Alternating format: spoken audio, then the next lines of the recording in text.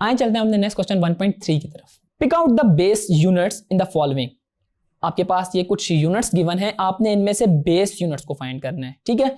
तो मैं इधर से पढ़ता हूँ और मैं आपको बताता रहता हूँ कि कौन कौन से इसमें बेस यूनिट्स हैं। आई होप आपको भी पता होगा, तो आप मेरे साथ साथ देखते रहें। फॉर एग्जांपल पहला है जाउल। जाउल नहीं है क्योंकि जाउल वर्क का यूनिट है और work is not a base quantity, तो पहला जाउल तो नहीं हुआ। अब बात करें न्यूटन की, तो न्यूटन भी नहीं है। Kilogram, kilogram is the first base unit, ठीक है, तो किलोग्राम हम लिख लेते हैं एक। उसके बाद हर्ट्ज की बात की जाए तो ये फ्रीक्वेंसी है, तो ये हमारे पास बेस क्वांटिटीज में नहीं आती, तो हर्ट्ज नहीं हुआ। मोल, मोल हमारे पास अमाउंट ऑफ सब्सटेंस है, तो ये भी हमारे पास बेस यूनिट है, ठीक है। एम्पेयर्स बिल्कुल है, एम्पेयर हमारे पास करंट का यूनिट है, तो ये बेस यूनिट है।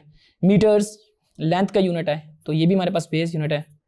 और केल्विन हमारे पास जो है टेम्परेचर का है, तो केल्विन भी हमारे पास बेस यूनिट है।